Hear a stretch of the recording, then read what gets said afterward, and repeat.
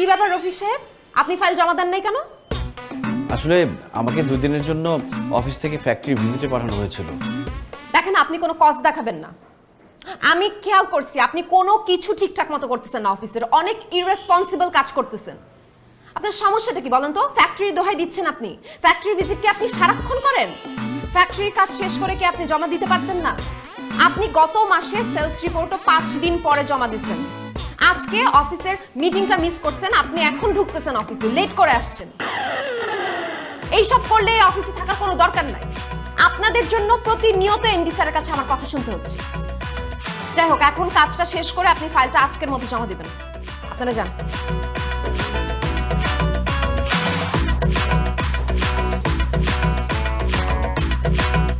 কি ব্যাপার, আপনি দাঁড়ায় আছেন কেন? সবার সামনে আমাকে এভাবে না বললেও পারতা। আপনি ভুলে যাবেন না এটা অফিস। এখানে আমি আপনার বস। আপনাদের কাছ থেকে কাজটা আদায় করা আমার ডিউটি। আর আপনি আমাকে অফিসের মধ্যে তুমি করতেছেন কেন? হ্যাঁ, আমি আপনার বস, সেটা ভুলে যাবেন না। আপনি যান তো প্লিজ, আপনার কাজ শেষ করেন। আজকে আপনি আপনার কাজ শেষ করে তারপর অফিস থেকে বের হবেন। দরকার হলে বেশিক্ষণ থেকে লেট করে বের হবেন। যান। বাসায় লেট করে গেলে বাসায় কথা শুনতে হয়।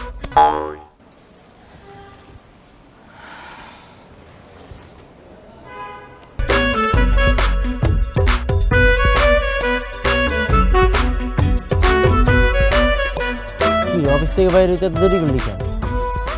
এটা ফাইল রেডি করে দিয়ে তারপর আসলাম। আমার এত রাতে ডাকছিস কি লেগে রাখো? মনটা ভালো না রে। কেন, কি হয়েছে?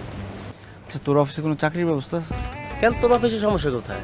আর তাছাড়া তোর অফিসের বস হচ্ছে তোর বউ, সব জায়গাতে সুবিধা পেতে। অফিসে বউ বস, বাসায় শাশুড়ি বস, সব জায়গায় একটা চাপের মধ্যে আছি। লাইফটা তামা হয়ে গেল আমার। বউ দিয়া চাকরি করাইবা আর জীবন তামা হইব না, এটা কোনো কথা?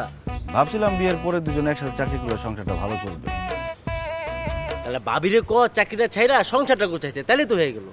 বলছিলাম, বলছে এখন সংসারে তার দরকার নাই, তার মা আছে, তার মা কাজ করে সংসারে, সে চাকরি করবে। শুরুতেই তোর বউ তোর পায়া বলছে, যদি পয়লা দিন থেকে যদি তারা টাইট দিতা তাহলে তোমার আজকে এই দিনটা দেখা লাগতো।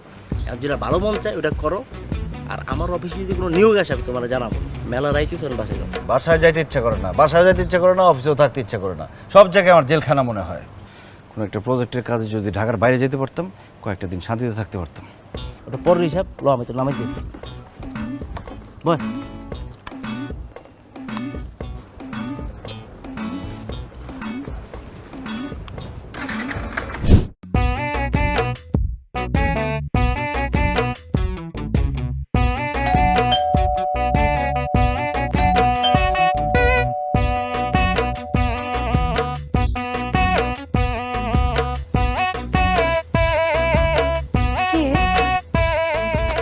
ফাইজলামি শুরু করছে কয়েকদিন ধরে।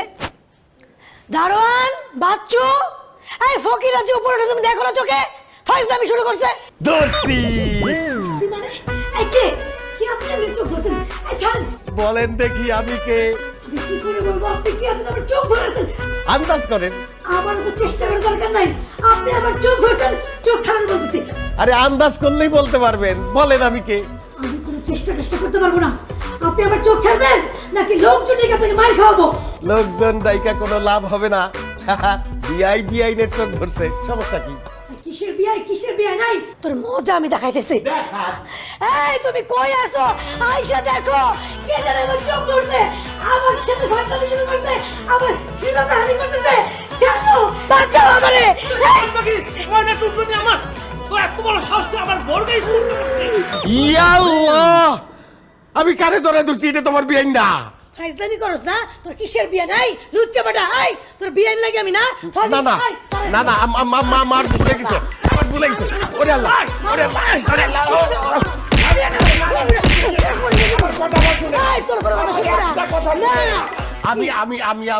আমি আমার পোলার বাসায় আইছি। আমি এই বিল্ডিং এ জীবনে আসি নাই, আমি প্রথমবার আইছি। আমার পোলা কইছে এই তালাতেই তার বাড়ি, এই জন্য আমি কোন ভুল জায়গায় টাকা দিছি। বুইরা বেটা, লুচ্চা বেটা, ধরা খাইয়া তুমি এখন কাহিনী বানাও না। এই পুলিশে খবর দাও। আর পুলিশে খবর দিয়েন না, আমি সত্য কইতেছি। আমি আমার পোলার বাসায় আইছি, আমি কোনোদিন এই জায়গায় আসি নাই আগে। এই বাড়ির ঠিকানা আমারে দিয়া আমার পোলাই কইছে যে সে আর তার বউ হয়তো বাসায় থাকবো না, তার শাশুড়ি থাকবো, মানে আমার বিআইন। আমি আমার বিআইনকে একটা চমক দিতে গিয়ে বলবি না তোমারে দেরা বালাইছি রে মা। মিথ্যা বলতেছেন না তো আপনি? সত্যি বলতেছেন? কে আপনার ছেলে, কে আপনার ছেলের নাম কি? আমার ছেলের নাম রফিক। রফিক? মানে এই বাসার রফিক ভাই? তার আব্বা আপনি? তো আস্তাগফিরুল্লাহ, মিস্টেক হয়ে গেছে, আমি বুঝতে পারিনি যে আপনি রফিক ভাইয়ের আব্বা। আঙ্কেল যা হওয়ার হয়েছে, প্লিজ কিছু মনে করেন না। ওনারা হাজব্যান্ড ওয়াইফ কেউ বাসায় নাই, আন্টিও বাসায় নেই। আপনি আমার বাসায় চলেন, আপনাকে শরবত বানিয়ে দিই, একটু খান, একটু রেস্ট করেন। না মা জননী, দরকার নাই, তোমরা জামাই বউ মিলে যেই দোলাই আমারে দিছো, আমার পেট ভরে গেছে গা। আমি এই জায়গায় থাকি, অসুবিধা নাই, বিয়ে না আসলে তারপর যাবো। আচ্ছা ঠিক আছে, আই চলো।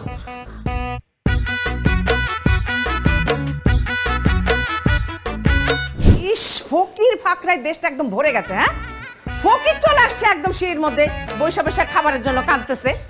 কি হ্যাঁ, আরে বিয়াই আইছে। এই কি শুরু করছেন? হ্যাঁ, কি অবস্থা আপনার? এই অবস্থা কেন? মানে এখানে বসে আপনি কান্নাকাটি করছেন কেন? কোথাও চুরি টুরি করতে গিয়েছিলেন নাকি? ধরা খাইছেন? আচ্ছা করে দিয়ে দিয়েছে, তাই না? খুব ভালো করছে। সি সি সি, এগুলা কি বলতেছেন বিয়াই?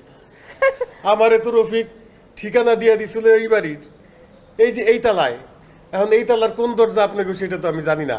আমি তো ভুল করে ওই দরজার কলিং বেল টিপ দিছি, এক মহিলা বাইর হইছে, আমি আপনি মনে করে পিছন থেকে চোখ চাইপা ধরছি, তারপরে জামাই দুজনে মিলা আমারে কি বাবা দাই দিছে মারতে মারতে। ঠিকই তো আছে, আপনি একটা মেয়ে মানুষের চোখ চেপে ধরবেন, জানা নেই শোনা নেই, আপনার আদর করবে? আহারে, আমি তো যে কোনো একজন মেয়ে মানুষের চোখ ধরতে যাই নাই, আমি তো আমার বিআইন ভাইবা তার চোখ ধরতে গেছিলাম। কেন ধরতে যাবেন? আহ, কি বলতেছেন? বিআই তো অবশ্যই বিআইনের চোখ ধরতে পারে, পারে না? হ্যাঁ অবশ্যই পারে, কিন্তু সেটা তো আমার স্ট্যাটাসের সাথে যেতে হবে, তাই না? আপনার সাথে আমার সাথে তো যায় না, অতএব আপনি আমাকে ধরতে পারেন না, তাই না? বিআইন যেই মাইট দিছে, আসেন একটু গলা। এই, আবার আপনাকে কি বললাম এতক্ষণ? একদম গার মধ্যে আসবেন না, আসেন ঘরে আসেন।